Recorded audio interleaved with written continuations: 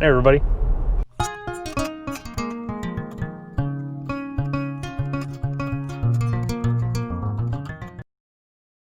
Well, either tomorrow or Thursday. Today's Tuesday, and I'm picking up my new Royal Enfield Himalayan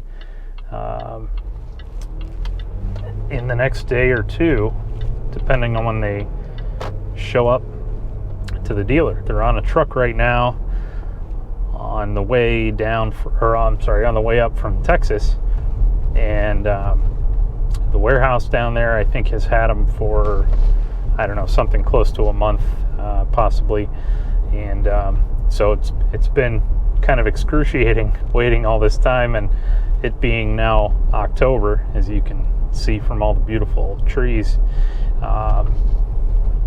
Running out of riding time, at least comfortable riding time, without piling on all kinds of gear. So I have the gear, and I probably will ride it into the cold days, but regardless, I want to get some nice ride time in while the weather is still decent and the colors on the trees, all the leaves are still there, so I can really get out there and appreciate it. Interesting process for ordering the Royal Enfield. So the pre-order process, started looking into it over the summer. I knew they were coming at some point, but the dates were not clear. And finally, I reached out to my local Royal Enfield dealer, which happens to be BMW of Cleveland, BMW Motorcycle of Cleveland. And so they're not a dedicated Royal Enfield dealer, but they do have a good selection on their showroom floor. They have a decent amount of them there, and seem to put some good energy into the Royal Enfield brand. So it's pretty nice. And when I reached out to them, they were very responsive right from the get-go, and really have been working to try to help me through the process. But essentially, they knew next to nothing when same as everybody else. There were just not much information coming out of India. The 2021 models were, they have 3 new colors and the switchable ABS and a couple other minor changes. Not unimportant though, like the shorter kickstand, or side stand, so you can comfortably put the bike on the side stand and know that it's not going to just tip over on you. And then also the hazard lights. It's kind of funny that they never had that in the previous models, but in any case, it's on this one. So beyond that, I went to the dealer actually after talking to them and emailing. I went up there and tried to get maybe some information if they had any pamphlets or anything like that. A lot of that, not because I wanted the information off of them, because frankly there's almost always more information available online just with a simple search, but really this is the first new motorcycle I will have ever purchased in my life, and I think it's a pretty special bike. There are actually only 30 of this color. I'm getting the gravel gray. There's only 30 of them coming to the US for now, and I don't know if they're bringing more or not, but pretty exciting. And I thought it'd be nice to have some of the brochures or any kind of the ephemera that goes along with the bike, so that I could have that as a keepsake. But anyway, showed up at the dealer and had a nice chat with them. We're sitting there with our masks on and talking about just how little information there is about these motorcycles.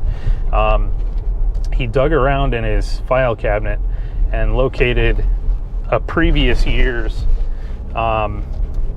little postcard, basically, that had the 3 original colors, sleek gray, black, and white, and had an MSRP on it, and it had some basic stats, but that was pretty much it. That was the extent of the information available. So anyway, I told him what color I was interested in, and he said, well, all I know is that they're going to do some kind of pre-order on these at some point, but I don't know when, and I don't know what that process is going to look like. So that was it. I left with a postcard and basically no information.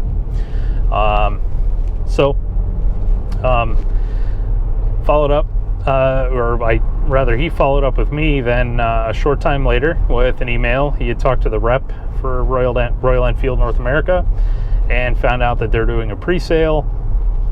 It was September 1st, which is like a Tuesday or Wednesday, and it was supposed to start at, I think, 11 a.m. And basically you log on to a website and fill out some information, tell them what color you want, and it will give you a unique customer ID. And then you give that unique customer ID to your dealership, and then they follow through. You give them a deposit, and they'll follow through with getting the bike to you, or getting it to the dealership. So right away, I had some hesitations, because I thought, all right, this sounds like some disasters I've seen before with a timed event on a website.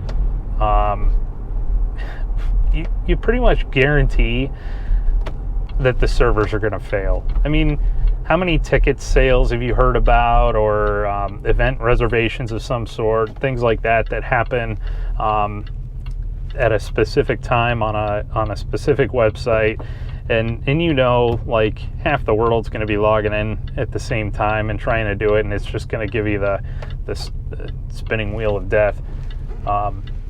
Sure enough, that was the case. I did log on at the designated time, and first problem I ran into actually was that I was told to go on to royalenfield.com,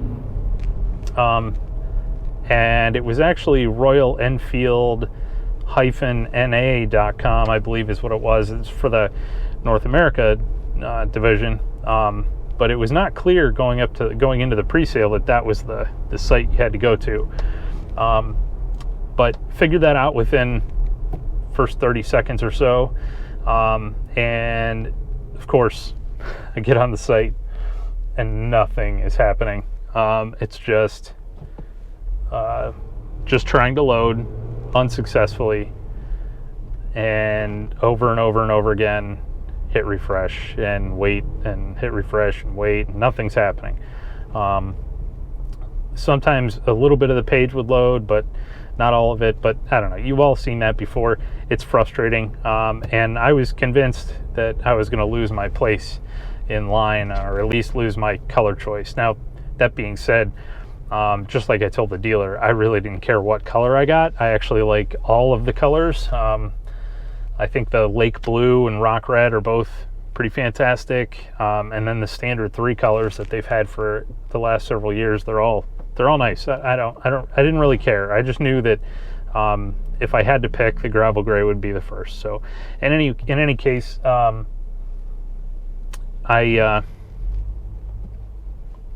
finally got a form to pop up. Now, meanwhile, I'm texting and emailing back and forth with the dealer, asking if he's having any luck, and one of the things he was concerned about, because they're pretty straight characters at this dealer. They're down to earth. It's not your typical dealer experience. And now, I don't know about motorcycle dealers if it's different than a lot of car dealerships, but I just didn't get that feeling that these people were gonna ever really do anything shady or untoward. They're just straightforward, down to earth, nice people to deal with. But he did say that he was concerned about how other dealerships might handle themselves for this pre-sale. He was worried that they would all be logging on or having their friends and family log on behalf of them and reserve a whole bunch of the bikes. to try to secure a bunch of inventory for their dealerships rather than actually letting it go to customers who were trying to seek these out. It sounded like Royal Enfield had a decent workaround for that. They were preventing that, or at least telling the dealers that that wouldn't work, because ultimately the bikes had to be titled to the same people that reserved them in the initial interaction on the website or something. I don't know. It didn't matter, because what happened was I got the form filled out with the color I wanted, and I got a reservation code. However, again, not without complication, one of the problems was trying to select your dealership. That page involved a map and a search feature with zip code or something, to try and get you a list of close dealerships that you could work with. And of course, adding a map and all that to a site that's being bombarded really doesn't help. But once I picked BMW Motorcycles of Cleveland, I got my customer code, and then at the bottom it confirmed that my dealership was in Denver, Colorado or something. So that was a little weird, and I was concerned that it might lead to them shipping my bike to the wrong dealership and causing more delays, or I didn't know what was going to happen there. But so far it seems like that was worked out. I mentioned it to the dealership right away. He reached out to the rep, and it seems like we're all good to go. I think they've confirmed that my bike is actually on the truck. So but it's been going on a month and a half now, almost exactly a month and a half actually, since I did that pre-order, put my deposit in, and I am so ready to get on this bike. Part of that is due to the fact that I sold my other bike. If any of you have seen on my website, cafeadv.com, or have seen the video on my YouTube channel, I worked on a 1975 Honda XL350. That was my project for the summer. Early in the summer, I bought that from someone in the southern half of the state, and they loved the bike. Used it as kind of a farm bike. Basically, it just lived out in the country, and it was the mule around the farm. But it was largely still original and in pretty darn good shape. I mean, it had the original tank, the original exhaust. Those are both rare things to have, at least in good condition. The tank's not as rare, but it was in great shape.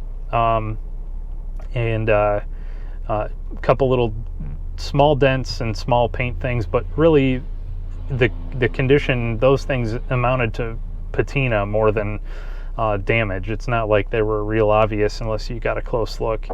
But the original exhaust, that thing's, I've seen those go for more than half what I paid for the bike. I mean, they can be pretty expensive. So in any case, I tore it all down, did a decent amount of work on it. I was able to still get some Honda OEM parts for it, which was fairly surprising. But being in 1975, I didn't think Honda would really bother much with a lot of that, keeping up with a lot of replacement parts. But I got the original Honda coil and condenser. That was great. It had some issues with just strength of the spark, but lots of little things. The big repair, however, for that one was the side stand. At some point in its life, I believe it was prior to the previous owner having the bike, it was bottomed out on a rock, and it just tore the bracket. The mounting bracket for the side stand was ripped off. So there was nothing to even mount to, which is a problem. One of the reasons that's a problem is that there really aren't any good bolt-on options. I didn't feel confident in any of the bolt-on options I found for side stands. Just didn't sit right with me. And so what do you do? I mean, I found an original side stand out of Arizona, and was even lucky to find that. I called basically a scrapyard in Ohio that specializes in old bikes, mostly 70s Japanese bikes. So they just have tons and tons of stuff for Hondas and other makes from that era, 70s and 80s mostly, I think. And it was suggested that I contact them because they may have a part for me. So called them and I said, hey, I need a side stand. Gave him the original part number, and he said, yeah, we have one of those bikes, but it's, pretty much everything's been parted off of it. We have the frame, blah blah blah. Wasn't going to help me, but he said that in particular, he's had calls about it before, and he said, you're not likely going to find one of those in the United States, first, and second, it's going to be really expensive. And my initial searches definitely revealed that. I found one in England and one in Australia. In both cases, they were more than $200, and obviously used. I mean, they're old, have them, they've rust on them. The bottom of the stand was kind of dented up and abused, and then you got to pay for international shipping on top of that, and it's not a light piece of steel. And so I kept watching, found one on eBay out of Arizona, and it was a used bike parts dealer, but they had it, and I got it for super cheap. I think it was $30. It wasn't in the best shape, but it cleaned up okay, and it works. But the problem is, how do I attach it to the bike? So what I did is started looking for independent welders in my area, and I found one. Actually, I'm going to flip the camera around here because we're getting to the valley here, and the trees turned a little earlier. It's really nice down here. So anyway, I basically just did the Google thing, and I found an independent welder close by, and I gave him a call, and it turns out he's a motorcycle guy. And not only that, but he's been a welder for 40 years. He's retired, started doing it on the side, has this gigantic welding truck and all this equipment, and like real professional, knows his stuff, but also willing to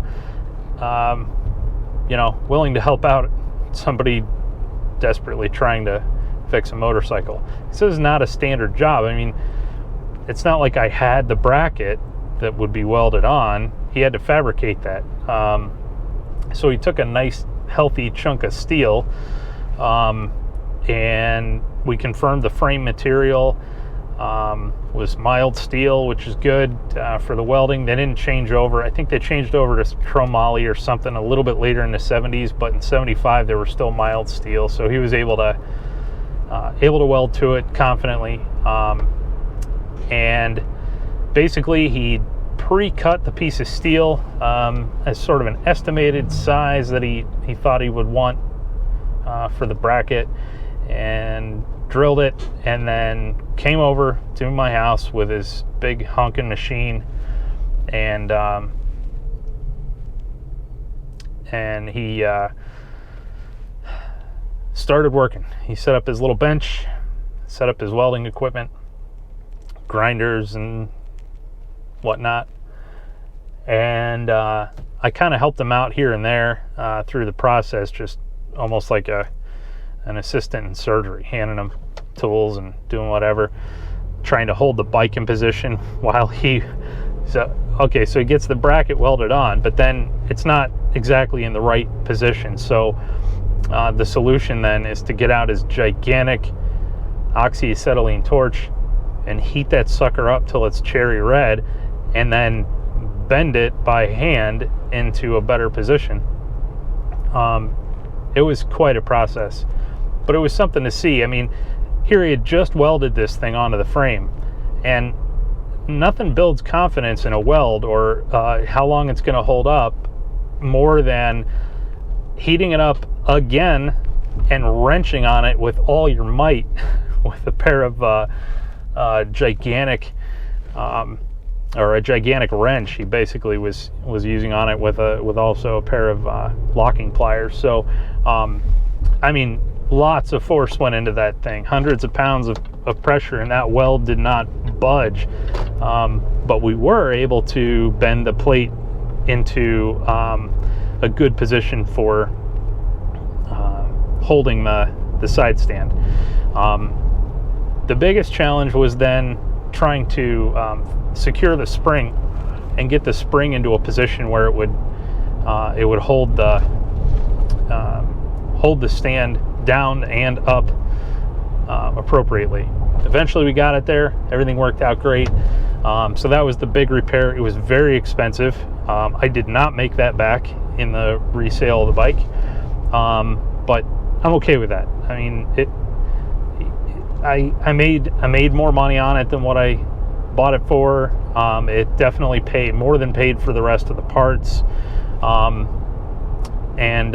I think, I was able to sell it for a very fair price. At the time, it was the only one of its kind being sold in the U.S. So I think it was a win for the guy who bought it, and it worked out well for me. I had a fun project for the summer. I got to ride it quite a bit. I would go out pretty much every weekend. As I was, one of the things I had to do was tune the carb. The jets it wasn't jetted quite right, and so I had to order some jets. It had a Mikuni carb upgrade on it, which that was the only non-original part really on the whole thing. But that's the improvement. I mean, the Mikuni racing carb is just a big improvement on the original factory carb. So that was good. It just needed to be tuned. I had a lot of work to do on it.